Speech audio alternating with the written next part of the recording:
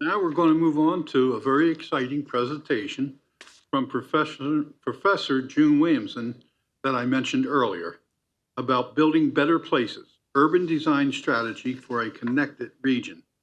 Professor Williamson is an internationally recognized expert on retrofitting suburban areas for redevelopment. She is co-author of the award-winning book, Case Studies in Retrofitting Suburbia, as well as numerous other publications. For more than 3 decades, she has practiced and taught architecture and urban design across the United States. Ms. Williamson received a bachelor's degree with distinction in architecture from Yale College and earned graduate degrees from MIT and the City College of New York. Professor, there you are.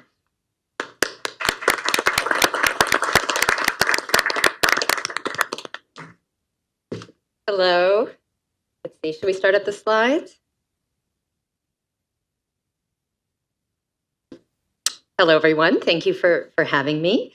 I'm an architect and an urban designer, as was said, professor at the City College of New York. And I've been working on the topic of retrofitting suburbia, researching and studying this for 20 years. So the title of my presentation, Building Better Places, Urban Design Strategies for a Connected Region. And these are some of my many publications. The most recent book, Case Studies in Retrofitting Suburbia, came out in 2021. And today I'm just going to quickly share 3 urban design strategies for suburban retrofitting. And these can be used in alone or in combination. And I'm going to illustrate these with some case study examples that I hope will resonate with you. But broadly, I'm here to advocate for the idea that implementing a suburban retrofitting approach can lead to a better, more connected and vibrant region. So my message is that suburban built form can and urgently must be retrofitted for increased social equity and resilience in the face of the impacts of climate change.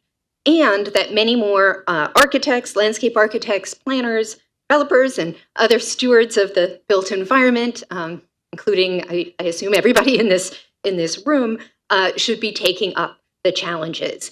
And that there is a lot of latent opportunity in our already urbanized or built out places, particularly in the commercially zoned areas, such that places like this can be this, or alternately this.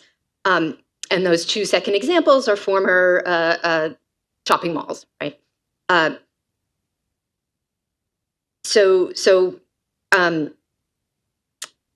We need both regreening and smart, compact redevelopment, retrofitting initiatives in these heavily suburbanized, auto-dependent landscapes of the past century, as well as what I call reinhabitation or adaptive reuse of existing buildings where appropriate. And the larger goal is to promote progress towards what my research colleague Ellen Dunham Jones and myself, what we call incremental metropolitanism. So suburban retrofitting then is a 50-year or half-century project for remaking the metropolis or metropolitan areas into more sustainable and resilient, multi-centered urban structures that are connected and have a lot of diversity within them. And this is accomplished through systemic transformation of large, prototypical, single-use suburban sites, including vacant and obsolete shopping malls, big box stores, office parks, and industrial parks, and the like. So the first strategy, redevelopment, which is urbanization of select nodes, certainly not everywhere, of select nodes by increasing density, walkability, transit readiness, and the use mix. And here on the right, you see an example of one of the first retrofitted shopping malls, Meisner Park in Boca Raton, Florida. And the retrofit has now lasted by many years, the original shopping mall, which lasted less than 20 years. So this often involves some significant demolition, depaving, as you see here. This is the site of a former shopping mall in Wayzata, Minnesota. And here are these diagrams before and after of this site that changed from standalone boxes on a field of asphalt built over filled wetlands to a new configuration of perimeter block buildings with green roofs and a great lawn for gathering. All the parking is below grade in this case, and there's a significant portion of supportive housing for older adults in this retrofit, people downsizing and wanting to move into a Main Street adjacent location. And here are some more images of that, more details of the qualitative transformation of this site. The residents who live there now, many are in supportive housing, but they can dramatically reduce their driving and still have a lot of interconnectedness and things to do. Although there are many parking spots there, they're mostly below grade. So it's integrated into a pretty elaborately engineered stormwater system. This is adjacent to a big lake and so on. So there's a lot of repair there. One of the stories here is that the shopping mall that was built, the land had subsided so much that when it flooded, they could go underneath. The engineers went underneath with a rowboat when it flooded. So that was pretty extreme. Okay.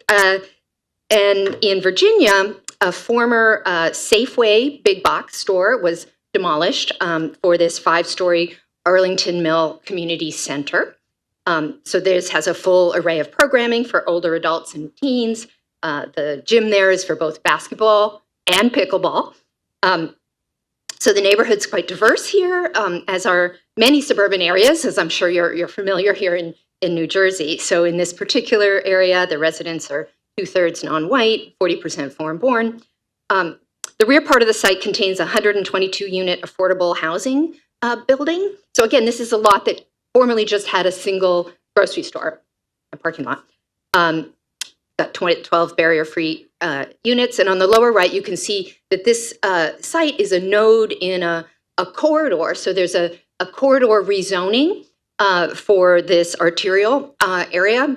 And so this is one of the identified nodes that should have more density and could have a transit stop and so on to kind of recalibrate this entire formerly completely auto-oriented area. Then this is an example, a little smaller scale. So the lot, it was formerly just a single car repair shop, so a kind of small brownfield, and you see it redeveloped into a cottage court development with 15 units. And the diagrams on the top were produced by the architects to show how this idea of density really is related to form. So the diagram in the middle is what people might be afraid of when they hear density, 15 units going on that lot. It's going to be this apartment building out of scale. It doesn't fit in. What was built on the right, you see, is that same density, 15 units, but configured as a cottage court. So if you're walking or driving along the main street, the two front units look like detached houses. They're in character with everything else along the street. If you can see that. Here, 1, 2, 3, 4, and then you turn the corner and the extra density is behind, right? And everybody has a front door. There's a shared garden, which also manages stormwater, and so on. So all density is not the same. The architect, the design matters. Let's see. And this is an example of the so-called missing middle housing types. I hope you've heard that term. And when we think about density, maybe we want to promote gentle density in a lot of these suburban settings. So there's a whole host of choices in between kind of the mid-rise apartment block and a detached house, right? So duplexes, triplexes, cottage courts, live work, and so on. All right, what am I doing for time? The second strategy I want to talk about is reinhabitation. So this really encompasses various forms of adaptive reuse of existing, vacant or underperforming, aging buildings and landscapes. And so many of those in the built environment fields, when we talk about sustainability, we do acknowledge that the reused building is the most sustainable choice when compared against a brand new building with all the bells and whistles. So where appropriate, reinhabitation is a great strategy. And the image here is of a former Days Inn motel converted into memory care housing. This is in the Minneapolis-St. Paul area. And so, the courtyard, everybody kind of getting together there. And broadly with reinhabitation, if you have an excess of commercial properties, these can be converted to community serving uses or kind of made over to entrepreneurs that can't afford a new construction and make really vibrant places. So here's an example. This is a former office building converted to a co-housing complex. This is outside Washington, D.C. in Silver Spring, Maryland. And you can see the former car parking court is now this lushly landscaped space. It also has geothermal wells and a green roof and so on. So that's a kind of smallish example of converting an old office building to housing. This is an example of a shopping mall in Austin, Texas, that's been converted to a community college campus. So it's a satellite campus for Austin Community College. In the diagram on the right, you can see the aqua, the blue, are all of the buildings that are being taken over by the college, and they're doing it in a phased approach, adding more and more spaces, using the anchor stores for the libraries, and then the little inline stores for all the different departments. It's very cool. And then they've partnered with developers. So the parking lots, there's a huge parking structure, which you see on the lower right, and then putting in apartments and office building uses all around it. And part of what is triggering all of this is the Austin Light Rail. So you can see the image of that, and the station is up on the upper right. And then, those are some more before and after images of this. So it's the same building, but it's been given a kind of facelift and so on. And then this is a smallish example of a strip mall in Lake Oswego, Oregon, outside Portland. And the new owners wanted to convert it into more of a third place. So rather than the strip mall with the grocery store where it's all about driving in and out as quickly as possible, they redesigned this as a place where people might be encouraged to hang out, have a cup of coffee, socialize, maybe walk there. So this was also paired with a redesign of the whole main arterial road through this suburban community, adding crosswalks and sidewalks and stormwater management, plantings, and so on. So this is of a piece of the private and the public sector kind of working hand in hand. But part of what they did here was to take out 2 stores. So it's the same L-shaped building. They subtracted 2 stores and made those covered breezeways. So that's where the seating is. And it also opened up access for a little bit more parking in the back. So it's really very clever redesign as a third place. And I just wanted to also share, there's a question, could this work at scale? So we talk about the big regional shopping malls, and a lot of those are showcased in our books and so on. But there are thousands and thousands of strip malls in every community in Northern America. The MAPC in Boston, the Boston Metro Area Planning Council, actually inspired by a talk I gave them, did this study where they mapped every strip mall in their region. So this is an interactive GIS map. And they concluded that if just 10% of these were redeveloped into mixed-use projects, 124,000 homes could be created, increasing building values, as you see there, and basically meeting the entire new housing demand projected need in the region, just on these strip mall properties alone. Now, of course, there's all sorts of issues: who owns them, rezoning, local control of land use in these communities in Massachusetts. But that's a pretty significant finding, I think. And there's a link there if you want to look at the interactive map. They also assess them, so you can see there of which ones had the most were most favorable because of location, being near transit, and so on for retrofit. And then the third strategy is re-inhabitation. Oh, sorry, regreening. See my own slides here. Which can involve the introduction of small parks and plazas and greens, basically having a social or public space where there wasn't any in suburban settings, to restoring wetlands ecologies and wildlife corridors in the region.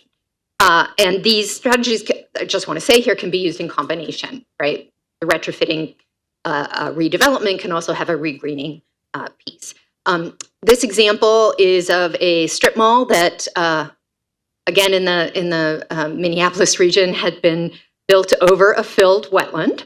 And you can see on the upper image, the parking lot had always had flooding and leakage issues. Here, the wetland was reconstructed with new affordable housing built around it with lakefront access. So doing this kind of regional ecological benefit and also adding new subsidized housing. And beautiful, too. This is in Connecticut. So Meriden Green, this was an urban renewal era shopping mall that had been built over a filled creek. So the creek had been channeled into a concrete culvert. And had flooded frequently, causing many millions of dollars of damage over time. So here, and this took time, and it had federal, state, local, all kinds of funding. But the culvert was demolished. You see on the right, and the creek daylit, and the entire site was regraded, made lower elevation, so that it's all a huge stormwater basin. In the event of a flooding event. And so the bridge you can see is at what would be above flood elevation and would connect the two sides of the community in the event of a flood. There's also a completely rebuilt transit station here that's Amtrak plus Connecticut Rail to kind of remake this community into a bedroom community for people to get quicker access to jobs in the other centers in Connecticut, of which Meriden no longer is one. Let's see, and then this is an example in Illinois, Uptown Circle. So the idea here is this just mishmash of a intersection, which also has a trail, and that's where this transit stop is, has been redesigned into a roundabout that also actually has a whole underground stormwater function. So underneath. That's also a gathering place. It's a beautiful space with fountains and so on. So it just organizes the trail, the train, the pedestrian activity, and so on. So you can see, yeah, that's the trail, the like bike and walking trail, and it's a beautiful space. So it's anchored then redevelopment all around it, as you can see on the diagram of the right, new buildings all kind of around it. And then just expanding more on roundabouts and their potential. Some of you perhaps might be familiar with the roundabout frenzy of construction in Carmel, Indiana. So they've built over the past, 20 years or so, over 130 converted intersections into roundabouts. So that's my little map on the lower left of all of the locations of these. And you can see some of the statistics there, the decrease in fatalities and injuries, more and more people walking and biking, time saved of getting through in the kind of non peak hours, reducing idling, and so on. And then some of the concerns, of course, about roundabouts are safety for emergency vehicles and freight. And I just wanted to highlight this guidebook that I collaborated on with a colleague at City College, Dr. Allison Conway, professor of civil engineering, for considering freight in complete streets design, so funded by NYSERDA. And so I worked on the diagrams. And so on the right, this is just one sample page about how you can have a median and still accommodate the large emergency vehicles. We have similar diagrams about roundabouts with mountable curbs and so on and so forth. So you can kind of reference this with these issues. And let's see. So I just hope I'm still more or less to time here. Some takeaways, and I'm not going to read all of these out. I'll just put them here and open it up for any questions or discussions. Thank you, Professor. And do we have any members of this board who have questions or comments for the professor? Yes. Thank you so much for that presentation. It was very well done. Question for you. So, as you know, New Jersey is one of the most densely populated states. And in North Jersey, urban centers have sort of taken the initiative of redevelopment. And now it's moving into suburban corridors. One of the things as it relates to your greening strategies is what we found is, there's recommendations and suggestions on how to make a project green, but not necessarily mandations. And so I'm wondering, in addition to green roofs and landscaping, what other strategies would you recommend in the suburbs? That's an excellent question. I think some of this has to do with just project by project review and getting designers in the room who can help workshop ways to kind of tweak designs. I think developers often want open space because it will help market their project. And the key is how to configure all of that so that it contributes to the overall community framework of public or open space.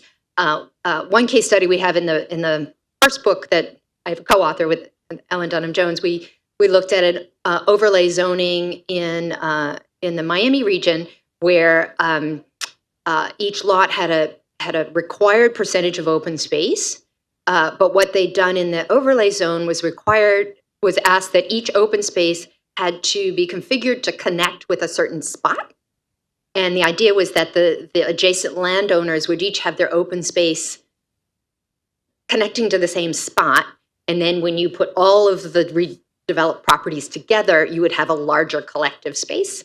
So it would start to seed a series of squares or greens or courtyards. So thinking ahead for how each individual property owner's contribution could collectively add up to more than the sum of the parts is one kind of strategy that doesn't involve saying you have to design an X and X Y way, but your design, if you put your little courtyard or square or open space roughly in this location, it will contribute to this overall public or open space framework.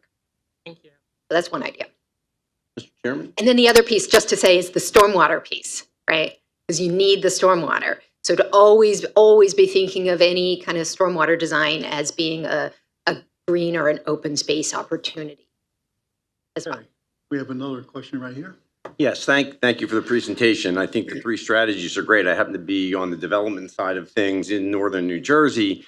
So I'm sure you're aware, New Jersey's got probably the most complex multi-jurisdictional land use process to go through, and then overridden by, home rule that we've got to deal with. So I didn't see any of the projects highlighted from New Jersey. Okay, so there is one New Jersey project in the Okay. new book, Bellworks. Yeah, well, Bellworks I'm actually very familiar with, yeah. You can pass this around. So that was one specific question. Do you find that these projects generally require, government subsidies of some sort? Not necessarily government, but Subsidy or Looks like- incentive in some way. Right, And right. this is one of the differences between kind of greenfield redevelopment that business as usual in the past has involved fewer of these types of barriers, the kind of first cost planning, whereas retrofitting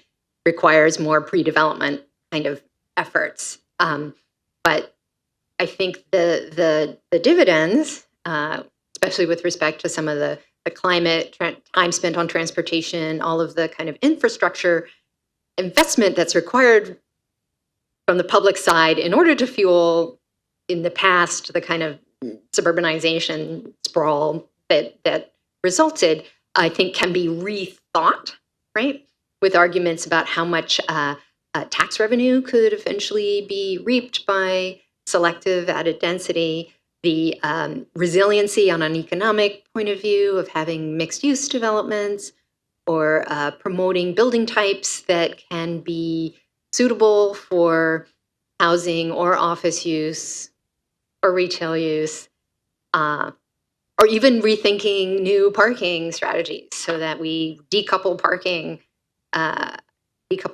from each housing unit, for example, so that people will only pay for that if they think they need it. So you create a separate parking market, and then any parking you do design is a future retrofit opportunity, whether it's a surface lot or a parking structure. It's designed in such a way, and we're starting to see more and more of this with the floor-to-floor heights and flat plates rather than sloped plates, so that it can be re-inhabited for office or housing or other use in the future. And Does then that all just make sense? a follow-up, did you look at any of these projects incorporate any kind of warehousing in the redevelopment scheme? Because we're finding a need for that, especially in this metropolitan area. Yeah, and those aren't things we necessarily highlighted in our publications, but if you just track some of the outcomes of shopping mall sites or big box sites, especially the ones that aren't well located for transit or mixed use, then the outcome of a lot of those is warehousing, definitely. Thank you. So it's about a repositioning of these properties and making smart choices about what their future prospects might be. Thank you. Chairman? Oh, that's you. Hey, Thank you. Bill, you're always be Uh, Professor, thanks very much for your time and your insight. I want to push a little harder on the economics of it question that Commissioner Shaw just started talking about. In my county, and I suspect in a lot of our counties, there are loads of malls, strip malls, office buildings that are obviously dying, but still generating just enough revenue for the owner that they can cover their property taxes and their cost of maintenance. But it's absolutely a suboptimal use of that space. What can we do from the government side to tip those folks across that line of saying, you know what, maybe I'm going to put in the time, effort, and energy to redevelop this in some of the ways you talked about, as opposed to, you know what, I've still got a grocery store, the rest is empty, but whatever, which is unfortunately a lot of what we see in my part of the state. Yeah, I'm very familiar with that frustration with the timelines that the planners would say this would be perfect for X or Y or Z, and it's privately owned, and the owners are bringing it in as exactly what you say. They bring in enough revenue to pay their taxes. They made their big profits on it, sort of way back when. I think broadly, one response to that is to say be patient. Put some of the rezoning in place or and so on. So when and if there's a change in ownership, maybe it's generational or something else, you're ready, right? And then just keep an eye on all of those properties to find the ones that are readier than others, and be prepared to act then. I think that's the broader sense. It may be some of those are future opportunities for regreening. So it could be to say, you don't need all that parking. You're not even using it. Can we help you depave part of your site? Are you willing to allow it to be used as a recreation space or a meadow, right? Anything than crumbling asphalt that isn't being used, and that might seed the ground, so to speak. And it certainly would offset some of the negative impacts of those deteriorating properties on neighboring uses. So those are some of the ideas. I think they're lower cost. Okay, thank you. We have a question over here. Thank you, Professor. That was a very, very good presentation, very applicable to many parts of New Jersey. Commissioner had mentioned. Sort of a specific question. When you add additional housing, the redevelopment efforts, especially maybe that middle housing, and it generates additional school-age children, have you looked at, or what is the impact to school districts? Are they usually able to handle the additional increase in school-age children and the impacts to the school tax and the like? So that issue does come up frequently. I think on a macro basis, the demographic trends are in suburbs are towards fewer children, right, and more 1- and 2-person households and older adults. And one of the urgent challenges that we highlight in the new book, there are 6, is actually supporting an aging population. I think that is, but I understand that issue is what is often of the concern. And there's a, related to that is that the presumption of multi-unit housing or apartment housing is somehow going to bring families that are from a different income level than those who are already there, right? I don't have the answer to how that political needle is threaded, Sure. but I think part of it is just bringing out the data, right? That the housing that's really needed is for the 1- and 2-person households. It's for the young adults who are not yet rearing children. It's for the many decades that people live after they've reared their children. And I think there's a huge appetite there for people to have the potential to move out of their large houses, many bedrooms, into an apartment that might be close to stuff where they don't have to drive so much. And that would free up the family-oriented type houses for other families for families, people who are in the child rearing phase of their long lives to move in, and there should already be seats in schools for those kids. So I think the demographics suggest that's not really the issue, right, on a macro level. But I understand with the fractured governance that the kids that exist are either going to be in that school district or the other school district, right? So you're kind of playing a little bit of what do you call it, musical chairs. So That's good. Thank you.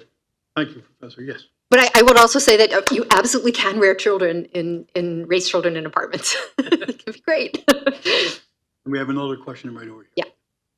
Thank you for that wonderful presentation, Professor. And I just have a follow-up to Commissioner Shaw and Commissioner Bartlett's points for those incentives that you recommend, like BellWorks and other things, and some of the points that you brought up in the presentation. Have you done an analysis for what is that incentive structure that has been affected in areas like ours, where we are the most densely populated state in the country, and we do incorporate quite a few of those greenscapes and lots of the planning is one of the leading areas in that type of territory. But have we seen exactly the risk to reward? Because of course we want to generate that tax revenue, but with an incentive, you're sacrificing some of that too. So what is that balancing act, and what are the recommendations from your studies? Yeah. Well, so I'm really the expert on the design side. And I recognize that many of the case studies that we highlight have been the outcome of some manner of public-private partnership, right? That differ in kind. It often depends on the scale of the project, the local regulatory environment, whether it's a kind of high demand, growing area. So we have a lot of examples from Austin, Texas, which is just growing so fast that there's a lot of momentum, versus places that are sort of low or slow growth, where some of the degreening, regreening ideas or repurposing for more community serving uses, where through retrofitting you're actually saving money and reducing public expenditures that you might otherwise make for a new city hall or a new standalone public building. Why not retrofit or reuse an already existing big box stores that's otherwise vacant, for educational uses and so on. So there's this mix of some of this is actually, if you take a retrofitting approach, you would be saving public expenditure that you might otherwise need to make. So how do you account for that? I think that's one of the tricks from where I sit, is to figure out how you can account for expenditures not needed to be, that you don't have to make, roads you don't need to expand, infrastructure you don't need to build, because you're able to cleverly repurpose and reuse an existing space. I think it also is a public health side to it too, and I think there's perhaps untapped money from the preventative health sector that could be leveraged towards retrofitting initiatives as well. Again, to reduce the need to just do tax incentives as part of the mix. Thank you. I hope Do that you have a helps. question over here? No? And I think in New Jersey, you have a lot of major public health players, right? That should and can be involved. Okay, I have a question over here. Okay, you had mentioned briefly corridor rezoning. In my mind, it seems like the corridor aspect is kind of critical for this, because I think a lot of times what we see in New Jersey is kind of a scattershot of higher density development that gets done in different places, but it's not easy to serve with a transit network. And I mean, when you talk about repurposing office parks have been historically very difficult to serve with transit as it is, and you're talking about a higher concentration of trip making than a lot of the things that you'd likely replace that with. So I was wondering if you could just talk a little bit more about the transit network and corridor aspect. Yeah, I think I did tag in the book that's going around the case study of the Boulevard in Lancaster, California, which is a state road, and they were able to boulevard it for a series of blocks through the center of the town, and do really inventive things in that sort of right away of the road. But I think being able to look at these corridors as linear kind of retrofit opportunities is somewhat crucial. And a body like this, I think, perhaps has some potential to help seed that sort of thinking through studies or convenings or competitions or however else, bringing in consultants to do visualizations of what might be possible. The example that I showed in Arlington, they started out with one segment, and then they did a second segment and a third segment, and it's working out. Seems to be working out pretty well. One piece that hasn't happened there yet, to my understanding, was to put in a light rail, and then they reverted to, well, maybe it'll be a rapid bus. That hasn't happened yet, to my understanding. But just changing the character of the street, slowing down driving, reducing accidents, this is all pretty significant too, with these redesigns.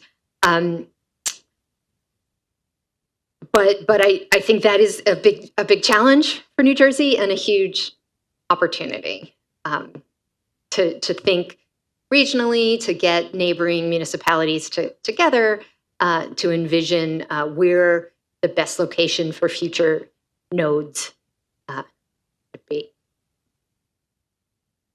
And then once you have the nodes, and the other thing about the office parks, I should say, when there's an example in the book, Peachtree Corners in Georgia, where the office park itself is becoming a test case for automated minibuses, and also they put in bike trails through the whole campus, basically. So at least internal to the campus, they've are reversing the private auto use. So once you get there, you're more plugged in, and they're adding some housing and other things. So I think thinking about automated minivans or buses and the multimodal connections where then it plugs into the more established public transit system, I think is maybe key. Thank you. Anybody else? Okay, thank you very much. Let's give a hand to the professor.